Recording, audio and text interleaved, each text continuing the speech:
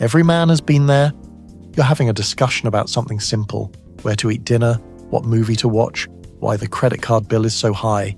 You present facts, logic, reasonable points, and somehow, 15 minutes later, you're apologizing for things you didn't even know you did, defending yourself against accusations from 2019, and wondering how a conversation about takeout turned into a relationship referendum. Let me explain why arguing with certain people, particularly in romantic relationships, feels like playing chess against someone who's playing emotional volleyball. You're not even in the same game. The fundamental problem is that men and women often approach disagreement from completely different planets. When I disagree with my male friends about something, we present evidence, counter-evidence, reach a conclusion, grab a beer. Done. But in many romantic relationships, the conversation isn't about the topic at all. It's about feelings, validation, emotional temperature, relationship dynamics, and 17 other invisible factors you didn't even know were in play. Here's a perfect example from my practice. A guy comes in, exhausted, tells me about an argument over his partner wanting a new couch. He researched prices, measured the space, made a spreadsheet of options. She got upset because you don't care about making our home beautiful. He showed her the spreadsheet to prove he cared.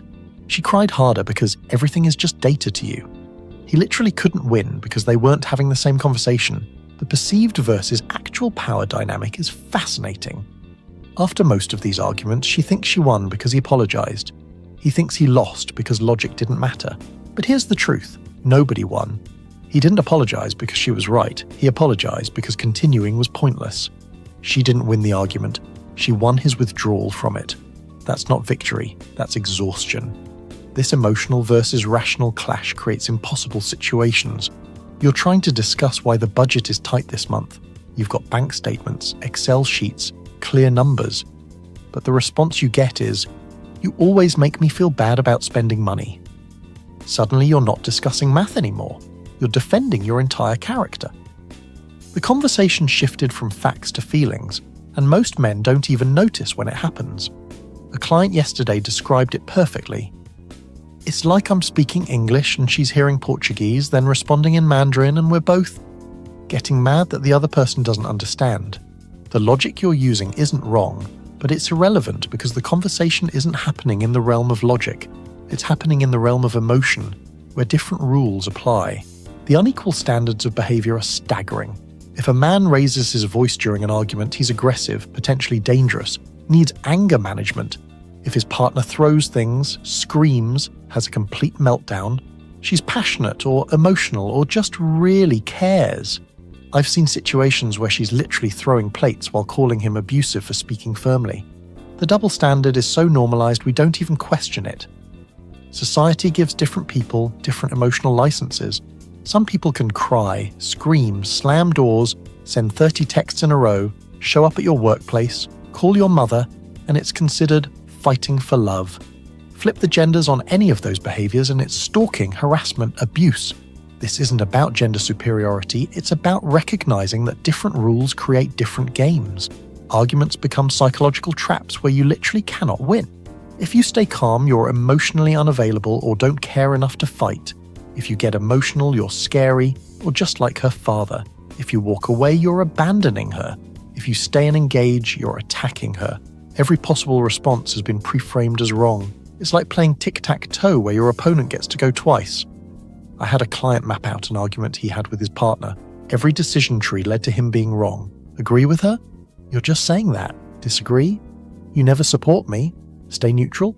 You don't care about my feelings. The game is rigged because it's not about finding truth or solution. It's about emotional processing that looks like conflict. The illusion of victory is particularly cruel. She thinks she won because you stopped arguing. You think you lost because nothing got resolved. But the reality, both people lost. The relationship lost. The issue remains unaddressed, resentment builds, and the same argument will happen again next week with compound interest. It's not victory when your partner gives up. It's the beginning of emotional checkout. In many relationships, the gendered responsibility for stability falls entirely on one person. You're expected to be the emotional regulator, the adult, the stabilizer. When things get heated, you're supposed to de-escalate. When emotions run high, you're supposed to stay calm. But here's the thing. Being the permanent designated adult in a relationship is exhausting. You're not a partner anymore, you're an emotional babysitter. The mismatched social games make everything worse. Men often compete directly: sports, business, clear winners and losers. Many women compete indirectly: social dynamics, reputation, emotional influence.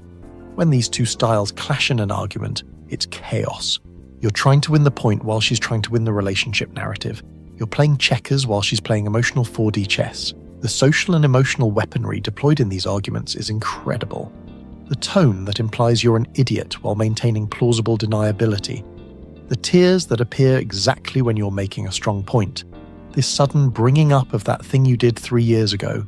The "I guess I'm just a terrible person then," that forces you to comfort instead of continue your point. These aren't accidents, they're tactics, whether conscious or not. I watched a couple argue in therapy. He made a logical point about their finances. Her response: "That's exactly what my ex used to say." Boom! Now he's not discussing finances, he's defending that he's not her ex. She didn't address his point at all, but successfully derailed the entire conversation. It's brilliant if you think about it. Wrong, but brilliant. The double standards in judgment are everywhere. She can say, "All men are trash," and it's venting. You say, "Some women are difficult," and you're a misogynist. She can generalize your entire gender based on her ex, but if you mention any pattern you've noticed, you're stereotyping. She can be hangry, but you can't be grumpy after work. The playing field isn't just uneven, it's vertical. The erosion of respect through conflict is brutal. Every time you have the same circular argument, you lose a little respect for each other. She sees you as weak for not standing your ground. You see her as irrational for not accepting logic. Both of you are right and wrong simultaneously. The repeated pattern of unresolved conflict slowly kills the admiration that brought you together. Emotional manipulation through vulnerability is the nuclear option. When losing an argument on facts, some people shift to emotions. Suddenly they're crying about their childhood, their anxiety, their depression. Now you're the monster making a traumatized person cry over dish duty. The argument transforms from "whose turn is it to clean?" to "why are you attacking someone with mental health struggles?" A guy told me his partner would literally curl up in a ball during arguments, making herself look small and vulnerable. He'd immediately stop, comfort her, apologize. Later he realized she only did this when she was clearly wrong. It wasn't real vulnerability, it was tactical vulnerability. But try explaining that without sounding like a sociopath. The miscommunication of intent drives everyone crazy. You think you're having a problem-solving discussion. She thinks you're testing the relationship. You're focused on finding a solution. She's focused on how the conversation feels. You end thinking you've fixed things. She ends feeling unheard. You both speak English, but you're having entirely different conversations. When you say, "Let's figure out how to handle the holidays," you mean logistics. She hears, "Let's discuss how much you value my family versus yours, and whether our relationship priorities align." You're planning travel dates. She's evaluating your commitment level. No wonder these conversations explode. You're not even discussing the same thing. The cultural conditioning runs deep. From childhood, boys are taught to compete directly, win clearly, shake hands after. Girls often learn indirect competition, social maneuvering, emotional intelligence as currency.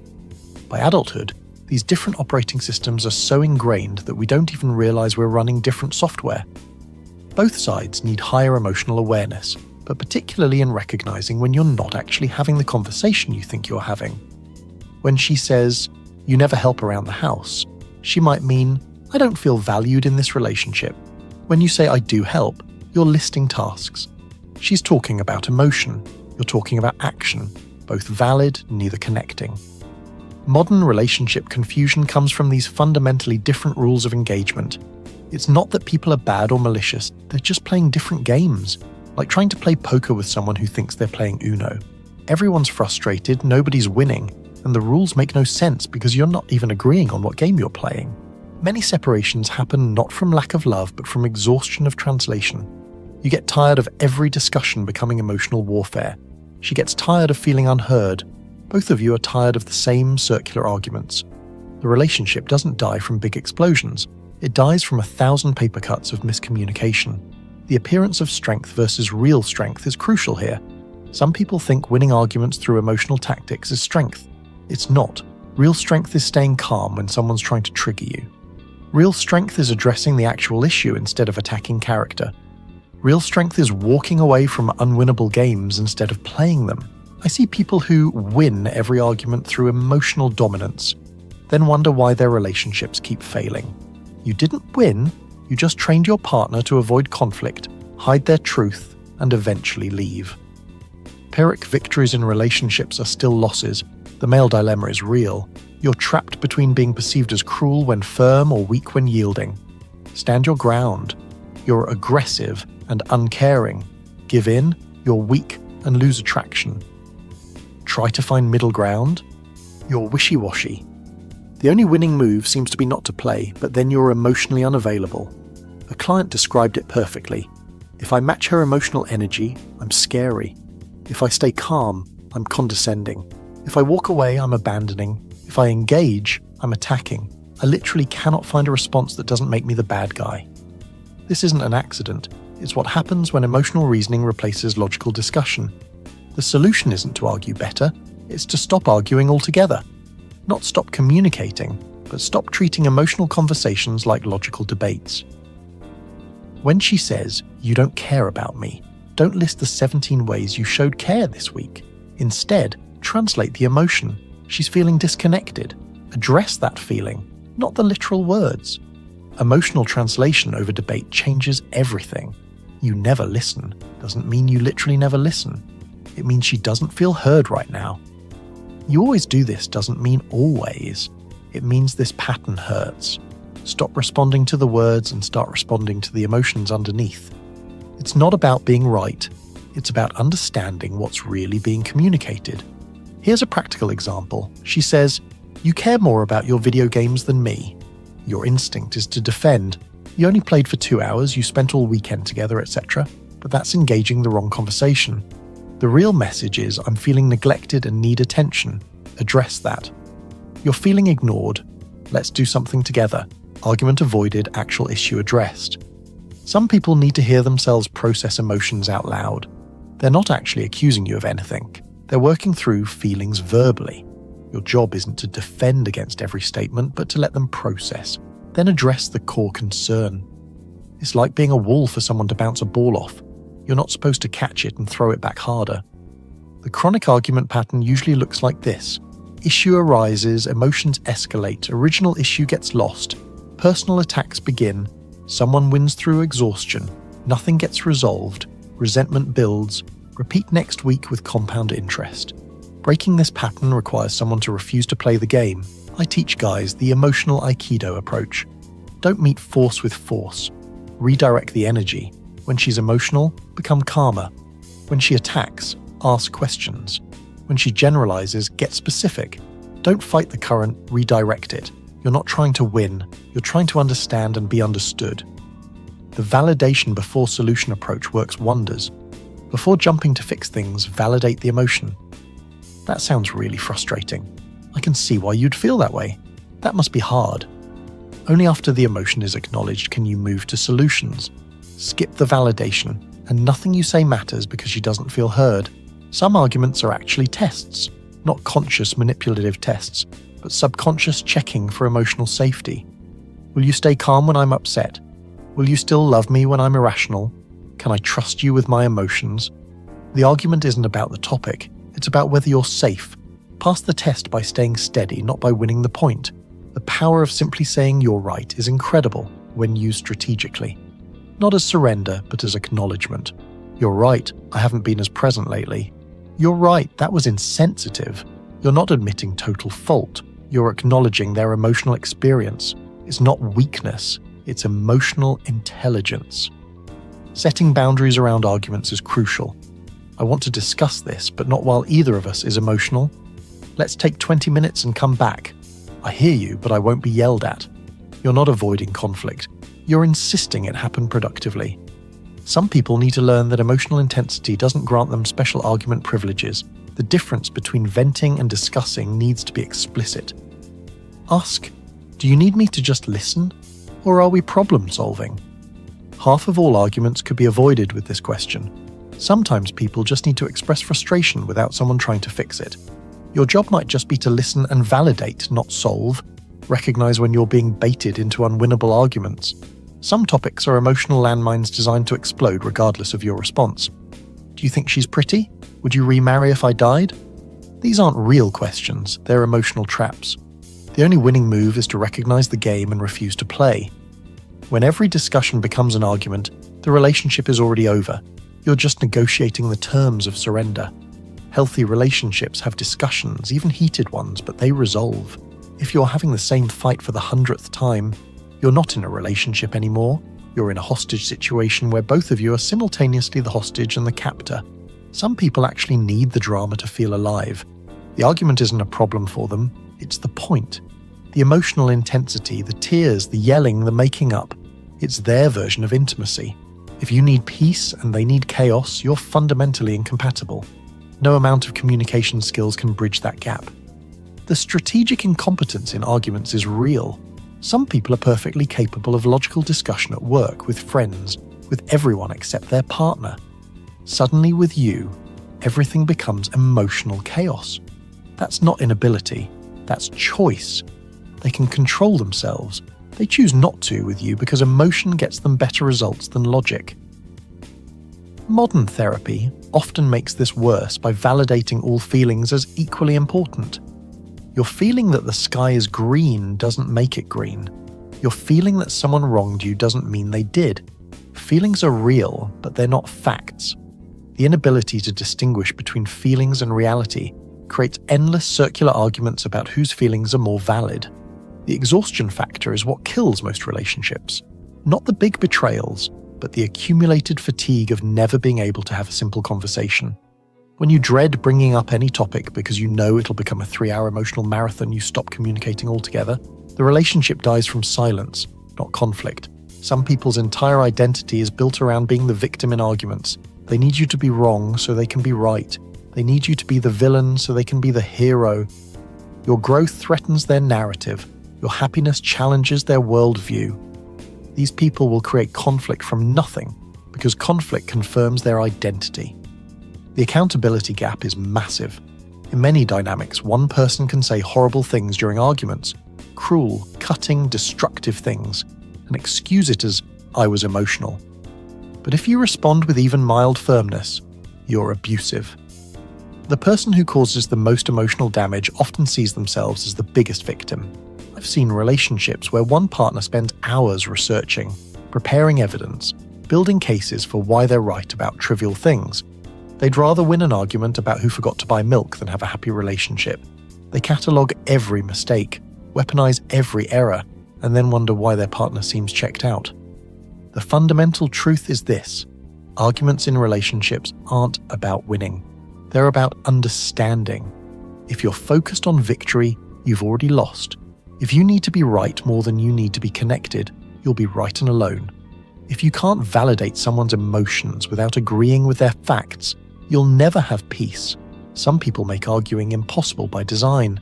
They shift topics, move goalposts, bring up the past, project futures, catastrophize, minimize, deflect, and gaslight until you don't even remember what started the conversation. It's not accidental. It's a strategy to avoid accountability while maintaining moral superiority. The word salad approach is particularly maddening. They throw out dozens of accusations, complaints, and issues in rapid succession. You can't possibly address them all. If you try, they add more. If you focus on one, they say you're ignoring the rest. It's designed to overwhelm your ability to respond logically, forcing you into emotional reaction or surrender. The cultural conditioning of reactions goes deeper than we realize. Men are taught that showing frustration is dangerous, that anger is toxic, that any negative emotion makes them a threat.